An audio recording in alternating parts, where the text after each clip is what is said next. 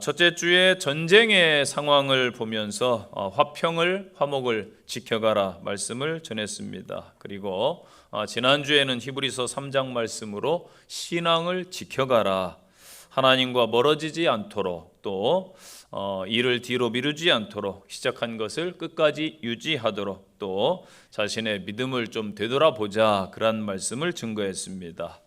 3월 한 달 동안에 지키기 시리즈로 계속 말씀을 증거하고 있는데요, 세상이 이렇게 혼란하고 어지러운 때에 우리는 잘 지켜가야 될 줄로 믿습니다. 오늘 세 번째 시간으로 믿음을 지켜가자입니다. 기독교는 믿음 가운데 세워집니다. 그리고 성도들은 믿음으로 구원을 받았습니다. 그래서 기독교의 절대 진리 가운데 하나는 곧 믿음입니다.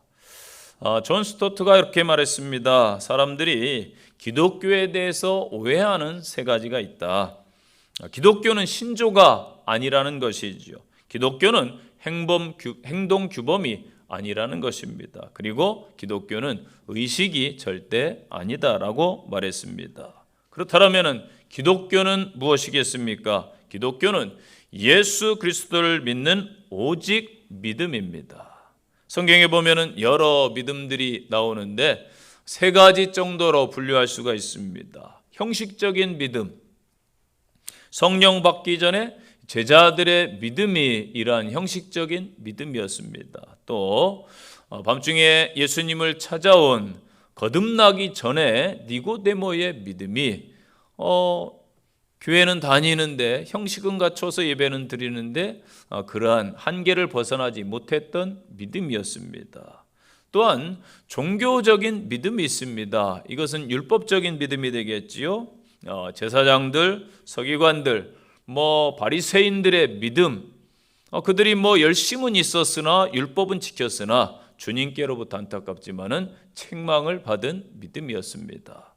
그리고 살아있는 믿음이 있습니다. 이 믿음은 예수님께 칭찬받은 믿음입니다. 이방인이었던 백부장을 칭찬하셨고 또 이방인이었던 고넬료의 믿음을 칭찬하셨습니다. 그리고 가나안 여인, 딸을 위해 모든 것을 버리고 나온 여인을 칭찬했습니다. 혈루증 여인의 믿음을 칭찬했고요, 중풍병자의 친구들의 그 귀한 믿음을 칭찬했습니다. 저와 여러분은 이 마지막 시대에 주님께 칭찬받는 믿음을 가져야 될 줄로 믿습니다. 믿음이 무엇입니까? 오늘 본문에서 이렇게 정의합니다. 6절 보세요. 믿음이 없이는 하나님을 기쁘시게 하지 못한다. 하나님을 기쁘시게 하는 것이 믿음이다 라고 정의합니다.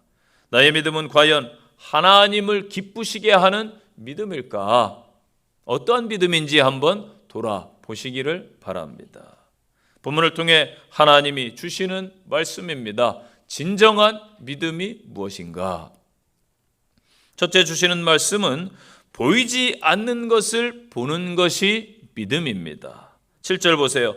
믿음으로 노아는 아직 보이지 않는 일에 경고하심을 받아 경외함으로 방주를 준비하여. 아멘.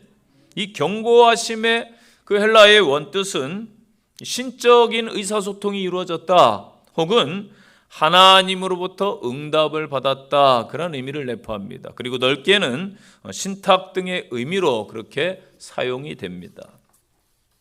노아는 하나님의 음성을 통해서 홍수로 온 땅이 심판받을 것이라는 하나님의 말씀을 받고 방주를 준비하기 시작했습니다. 이것은 노아가 하나님으로부터 들은 말씀을 액면 그대로 믿었음을 반증합니다. 즉 노아는 아직 보지 못한 일에 대해서 확신을 가졌습니다. 하나님은 노아에게 경고하셨습니다. 창세기 6장 12절부터 쭉 말씀을 보면은 하나님이 보신즉 땅이 부패했으니 이는 땅에 있는 모든 혈육 있는 자의 행위가 부패함이었더라. 하나님이 노아에게 이르시되 모든 혈육 있는 자의 포악함이 땅에 가득함으로 그 끝날이 내 앞에 이르렀으니, 그 끝날이 내 앞에 이르렀다. 내가 그들을 땅과 함께 멸하리라. 내가 홍수를 땅에 일으켜 무릇 생명의 기운이 있는 모든 육체를 천하에서 멸절하리니 땅에 있는 것들이 다 죽을 것이다. 아멘. 노아는 세상이 지금까지 경험하지 못했던 혹독한 심판을 겪을 것이라는 하나님의 경고를 받습니다. 노아가 이런 경고를 받았을 때에 사실 사람들이 보기에는 그 어떤 심판의 징조도 없었습니다. 이 경고와 하나님이 주신 말씀을 비웃는 세상을 향하여 전파했습니다. 하나님은 심판 전에 항상 경고하십니다. 그리고 그 경고를 비웃고 가볍게 여기는 자들에게는 더욱 무거운 진노가 임합니다. 오늘 말씀에 또 경외함으로, 이 경외함은 거룩함과 두려움이란 의미가 있습니다. 존경하는 마음으로 조심스럽게 행동을 한다. 이게 경외함입니다. 이 말씀은 거룩함에 강조점을 둘 수도 있고 또는 두려움에 강조점을 둘 수도 있습니다. 그런데 오늘 본문에서는 노아에게는 이 전자에 강조점이 있어요. 왜냐하면 노아가 두려움에 못 이겨서 방주를 예비한 것이 아니라 하나님에 대한 믿음으로 준비했기 때문입니다. 노아는 하나님께서 큰 홍수로 세상을 심판하신다는 말씀을 듣고 그 말씀에 경건한 두려움을 가졌다. 이것을 알 수 있습니다. 경외함은 그래서 반드시 의지적인 행동으로 나타나게 되는 것입니다. 노아는 하나님의 말씀을 듣고 두려움이 있었어요. 하나님께서 말씀하신 대로 그대로 행했습니다. 주변 모든 사람들이 모두 다 죄악의 낙을 즐기며 살아갈 때에 노아는 그 세대를 본받지 않고 오직 믿음으로 살았습니다. 창세기 6장 8, 9절 보면 노아에 대한 평가가 이렇게 나옵니다. 노아는 여호와께 은혜를 입었더라. 이것이 노아의 족보인데 노아는 의인이요 당대의 완전한 자라. 그는 하나님과 동행하였으며. 아멘. 노아나 다른 사람이나 사실 세상 살아가는 모습은 별반 다르지 않습니다. 아침에 일어나서 씻고 직장에 출근하고 때 되면 밥 먹고 사람 만나서 교제하고 먹고 마시고 장가 들고 시집가고 사고 팔고 때로는 집을 짓는 일상의 행위를 동반했습니다. 동일했어요. 그러나 노아는 모든 일에 하나님과 동행했다. 즉 하나님 중심의 삶을 살았습니다. 이게 중요한 거예요. 노아의 믿음은 그의 행위에도 행실에도 영향을 주었습니다. 하나님의 경고함을 믿는 믿음에 의해 야기된 그 경외함은 노아로 하여금 방주를 준비케 하고 이 악한 세대에 주시는 하나님의 진노에 대처하도록 했습니다. 노아는 자기가 왜 방주를 만들어야 하는가 하나님께 한 번도 따지지 않았습니다. 또 방주에 넣으라고 하는 수많은 그러한 것들을 어떻게 내가 감당할 수 있습니까? 라고 묻지도 않았습니다. 또 이 정도의 배를 가지고 어떻게 큰 그 홍수를 어떻게 견딜 수 있습니까? 라는 의문을 품지 않았습니다. 그의 믿음이 있었기 때문에 모든 의심을 다 사라지게 한 것입니다. C.S. 루이스는 이렇게 말했습니다. 옛날 사람들은 지금 사람들에 비해 무지했지만 신에 대한 깊은 경외심을 가지고 있었다. 그러나 현대인들은 아는 것은 많이 있는데 신을 향한 원망을 가지고 있고 자신들이 신을 심판하기도 한다. 여러분, 왜 노아에게 경고가 임했을까요? 창세기 6장 말씀을 잘 봐야 됩니다. 사람들이 땅 위에 번성하기 시작했는데 그들에게서 딸들이 납니다. 하나님의 아들들이 사람의 딸들의 아름다움을 보고 자기들의 좋아하는 모든 자로 아내를 삼은지라. 하나님께서 사람의 죄악이 세상에 관영함을 또 그 마음의 생각의 모든 계획이 항상 악할 뿐임을 보셨다. 아멘. 하나님의 사람들은 하나님의 사람다운 기준과 행동이 있어야 되는데 세상에 빠져가지고 세상 사람들과 별반 다를 게 없어요. 항상 계획하고 생각하는 것이 악할 뿐임이라. 여러분, 믿음의 중요한 특징 가운데 하나가 보이지 않는 것을 보는 것이라고 믿는 것이라고 말씀을 드렸습니다. 하나님은 노아에게 당시 사람들이 하나님 앞에서 부패하고 포악한 이 땅의 사람들이 땅을 지배하는 것을 보고 홍수로 심판할 것을 말씀하셨지요. 그리고 하나님께서 방주를 만들라고 하셨습니다. 노아나 당대의 사람들이 아직 보이지 아니하는 일이지만은 노아는 하나님께서 그렇게 하실 것을 보고 그 말씀대로 믿었습니다. 노아는 아직 미래에 있을 홍수 심판을 보지는 못했지만은 믿음의 눈으로 본 것입니다. 히브리서 11장 1절이 뭐예요? 믿음은 보지 못하는 것들의 증거라고 말씀했습니다. 믿음으로 노아는 방주가 완성되는 그날 하늘에서 무서운 비가 쏟아지는 것을 보았습니다. 하나님의 말씀대로 사람으로부터 시작해서 모든 육축과 공중의 새까지 다 죽는 것을 보았습니다. 그러나 방주 안에 들어온 자신의 가족은 구원받아서 하나님의 복을 누릴 것을 보았습니다. 믿음은 볼 수 없는 것을 볼 수 있는 것입니다. 7절 말씀 보세요. 준비하여. 여러분, 준비함이 믿음입니다. 노아 시대 사람들은 믿음이 없어서 죽었습니다. 멸망했어요. 무슨 믿음일까요? 준비함이 없는 믿음이에요. 노아의 경고를 믿지 않았기 때문에 준비하지 않았습니다. 노아가 수없이 외쳤을 거예요. 그러나 그들은 코웃음을 쳤습니다. 오늘날 이 땅의 성도들이 복음을 전해도 천국과 지옥이 있다고 이야기해도 현재 세상이 너무 좋아서 하나님의 경고를, 복음을 외면하고 있습니다. 이들 또한 똑같은 전철을 밟아 멸망할 거예요. 여러분, 우리는 준비하는 자가 되시기를 바랍니다. 노아의 준비함의 결과가 뭐예요? 7절 하반절 보니까 그 집을 구원하였으니 의의 상속자가 되었느니라. 아멘. 우리가 주님이 심판하실 날에 의롭다 하심을 받고 구원받을 것을 소망하신다면 지금 방주를 준비해야 되는 것입니다. 방주를 준비하는 일은요, 문이 닫혀지기 전에 행해야 돼요. 늦으면 안 돼요. 왜냐하면 예수 그리스도 외에 다른 길은 구원이 없기 때문입니다. 예수님께서 내가 생명의 문이라 나로 말미암아 들어와야 된다. 방주의 문은 오직 하나였어요. 홍수로 인해 모든 생명이 다 죽었지만은 믿음으로 준비한 노아의 가족은 모두 구원을 받았고 믿음을 쫓는 의의 후사가 된 줄로 믿습니다. 하나님은요, 진노 중에라도 긍휼을 더하셔서 자기 백성을 항상 남겨두시는 거예요. 로마서 11장 5절 보니까 그런즉 이와 같이 지금도 은혜로 택하심을 따라 남은 자가 있느니라. 아멘. 또한 노아의 믿음을 볼 수 있는 대목이 나와요. 이로 말미암아 세상을 정죄했다, 이 말씀이에요. 자, 이로 말미암아는 무슨 말이에요? 하나님께 받은 말씀, 심판에 대한 믿음입니다. 그는 믿음으로 세상을 정죄했다. 자, 정죄하다라는 말은 문자적 의미로 어떤 기준에 따라서 죄를 심판했다, 이 뜻입니다.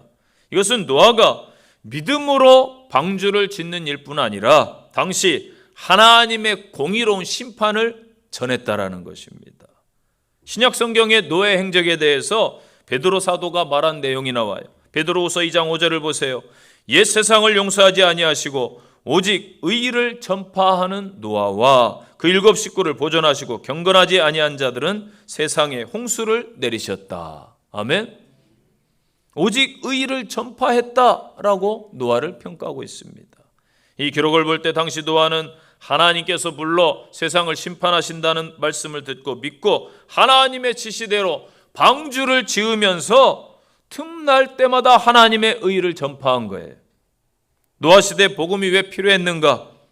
왜 노아에게 복음을 전파하게 했는가? 예수님의 말씀을 통해 알 수가 있어요.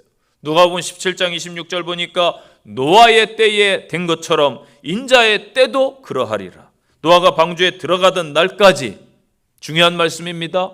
노아가 방주에 들어가던 그 직전까지 사람들이 먹고 마시고 장가들고 시집가더니 홍수가 나서 그들을 다 멸망시켰느니라. 아멘. 노아는 여러분 복음을 상징합니다. 그런데 세상 일에 몰두하느라 복음을 그 시대 사람들이 등한시했습니다. 지금의 시대도 똑같아요. 복음 전하는 자들이 더 많아졌는데, 안타깝게도 교회는 더 많아졌는데, 세상이 더 발전하다 보니까 세상이 더 좋아지다 보니까 세상 것에 눈을 돌리고 세상을 바라보느라 복음을 시시하게 여기고 현재 듣지 않는 그러한 안타까운 시대가 되었습니다. 우리 믿음의 성도들은 노아의 신앙을 본받아서 하나님의 말씀을 귀하게 여기시고 보이지 않는 것을 볼 수 있는 귀한 믿음으로 승리하시기를 간절히 축원드립니다. 두 번째 주시는 말씀, 갈 바를 알지 못하고 가는 것이 믿음이다. 좀 무모해야 돼요. 믿음은 여러분. 저희 신학대학교 때 많은 사람들이 신학교에 입학을 합니다. 그런데 다 목회를 하는 것은 아니에요. 똑똑하다고 여겼던 친구들은 대부분 목회를 하지 않고 무모하다 싶을 정도의 사람들이 그냥 뚝심 있게 목회를 잘 하는 것을 볼 수가 있습니다. 다 그런 건 아닌데 대체적으로 그렇다라는 거예요. 물론 예외도 있어요. 똑똑한 분들도 많이 있습니다. 저는 믿음을 이야기하는 거예요. 믿음. 이 지적인 것이 아니고, 지적인 똑똑함이 아니고 믿음을 굳게 지키며 나가는 그러한 사람들이 목회도 잘하더라는 것이지요. 8절 말씀 보니까 아브라함은 부르심을 받을 때에 순종했는데 순종을 어떻게 했다고요? 갈 바를 알지 못하고 나아갔으며. 아멘. 갈 바를 알지 못하고 나아갔습니다. 저희 또 학교의 선배님들은 더 저희보다 무모하셨죠. 무조건 개척이었습니다. 무조건 개척. 그래서 저희들이 맨 땅에 헤딩한다 이런 표현을 했습니다. 그래도 믿음으로 나갔어요. 당연히 저희는 신학교 다닐 때 교회 봉사 당연한 것으로 여겼습니다. 안 하면 큰일 나는 줄 알고 그렇게 했어요. 그리고 개척 안 하면 큰일 나는 줄 알고 그렇게 목회를 무모하게 했습니다. 갈 바를 알지 못했는데 하나님이 가라고 하시니까 신학교 졸업하면 당연히 가는 것으로 그렇게 여기고 목회를 시작했습니다. 부르심 받을 때에 여기에 해당하는 단어가 이 현재 분사형으로 쓰였어요. 무슨 말이냐면은 아브라함이 부르심을 받은 즉시 즉각적으로 순종했다라는 거예요. 내 머리로 계산하고 이거 재고 저거 재고 개척할 때 건물비 얼마 인간적으로 따지면은 아무것도 못해요. 지역을 따지면 아무것도 못해요. 즉각적인 거. 여러분 동계올림픽 보셨죠? 4년 동안 열심히 준비했는데 스타트 라인에 섰습니다. 심판이 뭘 들고 있어요? 호루라기 총을 들고 땅 쏘면 나가는 거예요. 근데 심판이 레디 준비해놓고 한 1초 0점 몇 초 지나서 0.5초 1초 사이에 쏩니다. 그러면은 어느 선수가 먼저 가세요? 저는 천천히 가겠습니다 하고 출발하는 선수가 있어요. 큰일 납니다. 공항에 들어올 때 돌 맞아요. 애국심이 없다고. 실제 월드컵 때 자살골 넣어서 총 맞아 죽은 선수도 있잖아요. 사람이 그렇게 무지합니다. 즉각적으로 막 정신 차리고 있다가 서로 뛰쳐나가려 하다가 부정출발도 하고 그러잖아요. 이런 뜻이에요. 하나님의 말씀이 주어지면은 믿음을 가진 자는 바로바로 순종하는 것입니다. 믿습니까? 부르심의 순종함이 곧 떠남이에요. 이것이 참 믿음입니다. 바른 순종은 하나님의 말씀 앞에 철저한 순종을 하는 거예요. 또한 주어진 환경에 절대 불평하지 아니하고 따르는 것입니다. 여러분 선거 때 혹 대통령 지도자 뽑는데 내 마음에 안 드는 사람이 대통령 됐을 수도 있어요. 50대 50이니까. 그러할지라도 지도자를 위해 기도하고 우리 크리스찬들은 따라주는 게 도리라는 거예요. 주어진 환경 여러분 어떤 지금 어려운 시대 코로나 시대에 불평 원망한들 무엇이 좋아지겠어요? 마귀만 좋아하지. 그래서 어떠한 상황에서든지 감사하시고 따르시기를 바랍니다. 하나님께서 아브라함에게 도대체 이해할 수 없는 명령을 내리신 적이 있어요. 100세의 귀한 아들을 하나님이 주시더니 그 아들을 모리아산에 번제물로 드리라는 거예요. 인간적인 경험과 상식 맞지 않아요.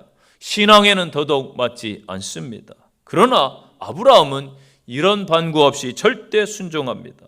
하나님은 죽은 자를 살리는 하나님이심을 믿었기 때문입니다. 아브라함은 부활 신앙을 믿은 거예요. 그래서 이삭을 통해서 복음의 진수를 저희에게 상징적으로 보여주고 있지 않습니까? 하나님은 아브라함에게 창세기 10장에 보면은 떠나라고 했어요. 어딜 떠나라고 했어요? 본토, 친척, 내 아비 집을 떠나라. 아멘. 본토를 떠나라. 내가 지금 터잡고 살던 모든 인간적 기반을 먼저 포기하는 믿음을 말하고 있습니다. 친척을 떠나라. 내가 정서적으로 친하다고 하는 모든 이들을 거부하라는 것입니다. 아비 집을 떠나라. 내가 가장 영향력을 받을 수 있고 내가 가장 의지할 수 있는 것, 내 몸에 밴 모든 습관들까지도 다 떠나 보내라는 것입니다. 아브라함은 자신을 하나님의 손에 맡기고 하나님께서 기뻐하시는 것으로 자신을 이끌어 가도록 하나님께 내어드렸습니다. 그래서 아브라함은 하나님의 지혜야말로 그를 이끄는 가장 훌륭한 인도라고 믿은 것이지요. 또한 그는 하나님의 뜻에 철저히 순종했습니다. 여러분, 떠남이라는 것이 말처럼 쉽지가 않습니다. 아브라함도 사람인지라 연연하던 때가 있었어요. 조카 롯을 거뒀는데 삼촌을 의지하고 온 그 피부치를 버릴 수가 없어가지고 거뒀습니다. 그가 불쌍하니까 인간적으로 생각할 때 어떻게 떠나보내겠어요? 저 같아도 아마 못 떠나보냈을 거예요. 그런데 나중에 아브라함의 발목을 두고두고 잡는 거예요. 그리고 삼촌을 또 배신하고 자기가 좋은 땅 차지하고 얼마나 안타까운 일을 벌입니까? 또한 아브라함이 떠나서 잘 가다가 하란이라는 곳에 잠시 머문다는 것이 한 5년에서 6년 정도 머물게 됩니다. 하란의 뜻은 갈대아어로 지체하다 혹은 낭비하다 그런 뜻이 있어요. 사도행전 7장 4절에 보면은 아브라함이 갈대아 사람의 땅을 떠나 하란에 거하다가 그의 아버지가 죽음에 하나님이 그를 거기서 너희 지금 사는 이 땅으로 옮기셨느니라. 아멘. 이 말씀이 나와요. 아버지 데라가 죽음에 비로소 하나님이 지시한 약속의 땅을 향해 길을 떠났다라는 것이지요. 여기 데라의 존재는 아브라함에게 있어서 그 길과 신앙을 가로막는 장애물입니다. 데라라는 말의 뜻도 연기하다 그런 뜻이 있어요. 여러분의 데라는 과연 무엇입니까? 무엇이 하나님의 말씀 앞에 순종하지 못하도록 막고 있습니까? 무엇이 하나님 앞으로 가는 길을 막고 있습니까? 깊은 영적 세계로 나가기 위해서는 반드시 거쳐야 될 단계가 있는데 곧 떠남이라는 것입니다. 예수님께서도 제자들에게 너희 가족, 아버지, 부모를 미워하지 않고서는 내 제자가 되지 못한다라고 말씀했습니다. 저도 목회하다 보니까 목회는 떠남이더라고요. 사실 하나님께서 처음에 보내실 때 대부분 목회자들을 연고가 없는 곳으로 신기하게 보냅니다. 전혀 의지할 것을 다 차단시키더라고요. 저는 처음에 이렇게 고향이 충청도인데 경상도 쪽으로 하나님이 목회를 보내셨어요. 경상도는 가본 적이 없거든요. 전혀 연고가 하나도 없는데 하나님이 그렇게 보내시더라고요. 그래서 저만 그런가 했더니 저희 선후배 목사님들 보니까 모두 다 그렇게 하나님이 의지하려고 하는 것들을 다 끊어내시더라고요. 왜? 하나님만 바라보고 하나님만 의지하라고 그랬던 것이지요. 8절 보세요. 갈 바를 알지 못했다. 불확실성의 시대에 미래를 맡기는 신앙. 여러분, 확실하다면 누군들 못 가겠습니까? 보이면 다 잘 찾아갈 것입니다. 보이지 않으니까 믿음으로 내딛는 것입니다. 이게 참 믿음이겠지요. 하나님께로 향하는 시선이 그래서 중요해요. 이 시선을 놓치지 마세요. 늘 하나님을 바라보고 나가야 됩니다. 여러분은 무엇을 보고 가고 계십니까? 하나님이 부르신 그 부름을 쫓아가는 것, 곧 사명을 향해 나가는 것을 말합니다. 지금 신앙생활 한다 하면서도 잘못된 길로 가는 사람들이 너무나 많습니다. 주님이 가신 십자가의 길로 돌이키시기를 바랍니다. 골고다를 향하여 방향을 전환하는 믿음의 성도들이 되시기를 바랍니다. 9절 말씀 보세요. 장막에 거하였다. 왜 아브라함이 갈 바도 정해지지 않은 미지의 땅을 향해 나아가겠습니까? 히브리서 기자는 그 이유를 10절에 간단하게 설명합니다. 아브라함은 이 땅의 삶은 장막의 삶이다. 장차 하나님이 세우시는 하늘 성소만이 영원한 성이다. 천국을 바라본 것입니다. 그래서 9절에서 아브라함, 이삭, 야곱은 이 땅의 장막에 거했다 말씀하는 거예요. 장막은 임시 거할 처소입니다. 이 세상은 잠시 왔다 가는 장막에 여러분 불과함을 꼭 명심하시기 바랍니다. 아브라함이 가나안에 거주한 태도를 보면 그의 신앙을 알 수가 있어요. 그는 상속자나 소유자처럼 그곳에 거한 것이 아니지요. 나그네처럼 살았다 성경은 평가합니다. 아브라함은 그 땅의 옛 거민들 쫓아내지도 않고 또 그들의 재산을 뺏기 위해 전쟁을 하지도 않았습니다. 다만 나그네처럼 사는 것에 만족했고 옛 주민들이 불친절하게 나오면은 참고 인내했어요. 또 때로는 호의를 베풀어 주면은 감사함으로 그 호의를 받았습니다. 오직 그의 마음이 고향 하늘 가나안 땅에 있었기 때문이겠지요. 아브라함은 눈에 보이는 세상의 것으로 삶의 기준을 삼지 않았습니다. 그는 그에게 주어진 하나님의 말씀과 천국을 기준으로 삼았습니다. 보이지 않지만 믿음의 눈으로 바라보니까 그에게는 천국이 보였던 거예요. 갈 바를 알지 못했지만은 목표가 분명하게 보였던 것입니다. 우리 성도들도 현재 불확실하게 앞이 보이지 않을 거예요. 그러하다 할지라도 하나님 말씀을 의지하여 신앙을 지켜가십시오. 믿음을 지켜가십시오. 그러면은 하나님이 여러분을 이끌어 주실 줄로 믿습니다. 세 번째 주시는 말씀. 약속하신 일을 믿는 것이 믿음이라는 거예요. 대부분 우리가 생각할 때에 아브라함은 믿음의 조상이니까 믿음이 참 좋은데 그의 아내 사라는 좀 믿음이 떨어지지 않는가? 과연 그럴까요? 사라는 일찍이 하나님을 경험했습니다. 누구 때문에? 아브라함 남편 때문에 경험했어요. 아브라함과 함께 기근 때문에 애굽으로 내려갔는데 사라의 용모가 예뻤던 모양이에요. 누구냐고 자꾸 물으니까 아브라함이 나의 누이다. 그랬더니 왕에게 옛날에는 그런 진상이라는 풍습이 있었잖아요.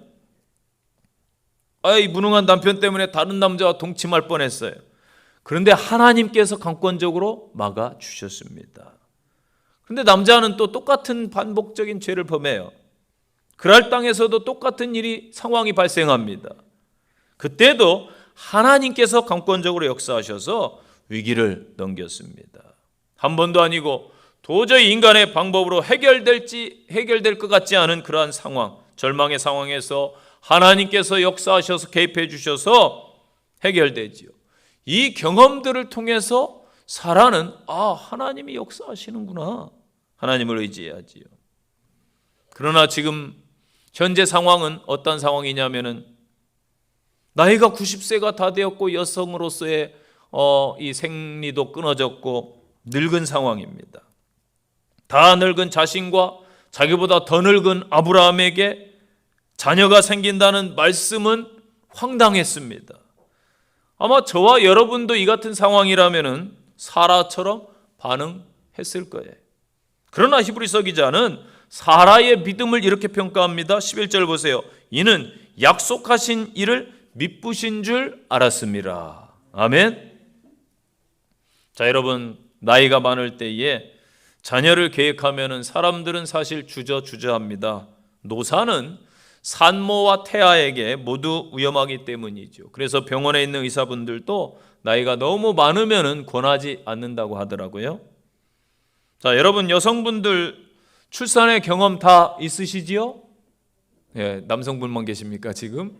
출산의 경험 있어요, 없어요? 아마 자녀들 옛날에 더 많이 낳으셨잖아요. 저도 아들 둘 낳느라고 배 아파 죽는 줄 알았어요. 그런데 보세요. 나를 대입해 보세요. 지금 내가 아이를 가지려고 하는데 90세 할머니 90세입니다. 자녀는 없지요. 계속 갈망했기 때문에 그 상황에서 여러분 아이를 낳으라고 하면은 과연 낳을 사람이 있겠는가? 제가 볼 때 낳는다고 하는 사람도 이상한 사람 취급당할 거고 그 막 자꾸 낳으라고 남편이 그러면은 그 남편 아마 갖다 버릴 거예요. 이거 상식선에서 제가 말씀드린 겁니다, 여러분. 자, 보세요. 남의 이야기, 성경의 이야기니까 우리는 쉽게 생각합니다. 여러분, 이것이 내 문제라면 어떠하겠습니까? 사라의 믿음이 참 대단한 거예요. 자기 생명을 내어놓고 하나님의 약속을 받은 거예요. 그래서 하나님의 약속이 이루어지는 것은 생명이 수반되기 때문에 대단한 거예요. 하나님의 약속이 예수 그리스도를 통해 이 땅에 성취되었을 때에 누구의 생명이 수반되었어요? 십자가에서 예수님의 생명이 수반되었기 때문에 이 땅에 주시는 복음이 중요한 것입니다. 처음부터 아브라함의 아내 사라가 믿음이 있었던 것은 아니겠지요. 사라는 남편에게 순종적이고 용모도 아름답고 여러 가지 면에서 아주 좋은 아내였을 것입니다. 그런데 하나님을 전적으로 신뢰하는 믿음은 좀 부족했던 것 같아요. 그래서 하나님의 말씀에 대해서 사라가 어떻게 반응하는가? 창세기 18장에 보면 11절에 아브람과 사라는 나이가 많아 늙었고 사라에게는 여성의 생리가 끊어졌는지라 사라가 속으로 웃고 이르되 내가 노쇠했으니 내 주인도 늙었으니 내게 무슨 즐거움이 있으리요. 아멘. 하나님의 말씀을 받고 피식 웃었다라는 것은 어찌 보면은 냉소죠. 에이, 무슨 내 주인도 나도 늙었는데 내게 무슨 즐거움이 있으리요. 그랬더니 하나님이 아들 이름을 이삭으로 지어줬어요. 즐거움. 내가 하면은 왜 즐거움이 없겠느냐? 사라가 나이 들어 출산이 불가능하게 되었을 때에 주어진 하나님의 말씀, 그녀가 한 아이의 어머니가 될 것이라는 약속은 사실 불가능한 일입니다. 사라는 하나님의 말씀을 받은 후에도 하나님의 말씀을 믿지 못했어요. 그 증거가 뭐예요? 아주 정상적인 행위예요. 아브라함으로 하여금 하갈이라는 몸종을 줘서 동침시키잖아요. 누가 계획하고 주도했어요? 사라가 주도한 것입니다.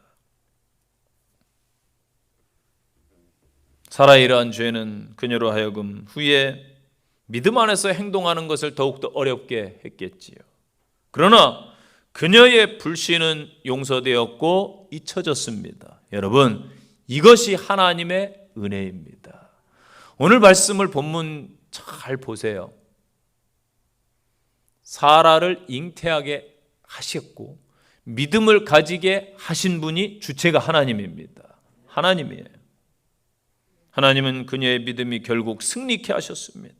하나님이 하시면은 모든 것이 가능합니다. 믿음이 생깁니다. 11절 그녀가 약속하신 분을 진실한 분으로 믿었다. 믿으신 분으로 믿었다. 어느덧 사라는요 약속을 하나님의 약속으로 받아들입니다. 그리고 하나님께서 사라를 통해 노년일지라도 아들을 주실 수 있는 분임을 확신케 했습니다. 확신했어요.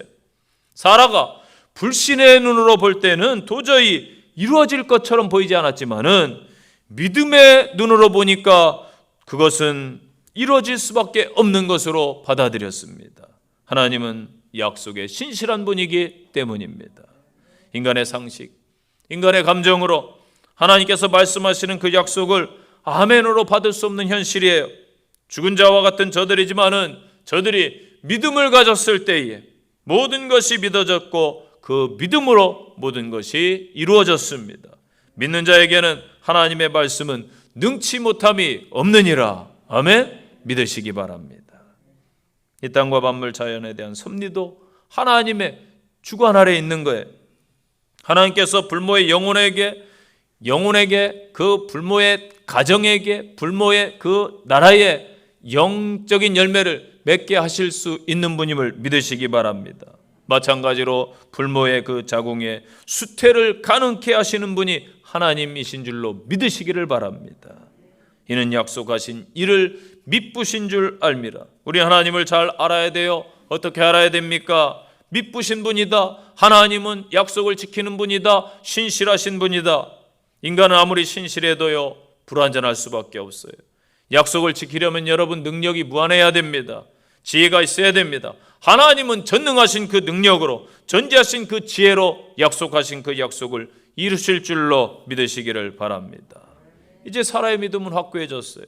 자신의 남편 인간적인 기능이 모두 끝났다 할지라도 하나님이 된다고 하시니까 신실하게 믿는 거예요. 오늘날 우리도 하나님의 말씀과 신실함을 믿으시기를 바랍니다. 인간적인 방법이 여러분의 삶에서 모두 끝났을 때, 그때 하나님이 역사하실 때입니다. 믿음으로 하나님을 의지하는 성도들이 되시기를 바랍니다. 시편 121편 5절로 7절 보세요. 여호와는 너를 지키시는 이시라. 여호와께서 내 오른쪽에서 내 그늘이 되시나니 낮에 해가 너를 상하지 아니하며 밤의 달도 너를 해치 아니하리로다. 여호와께서 너를 지켜 모든 환난을 면하게 하시며 또 내 영혼을 지키시리로다. 아멘. 12절 말씀 중요합니다.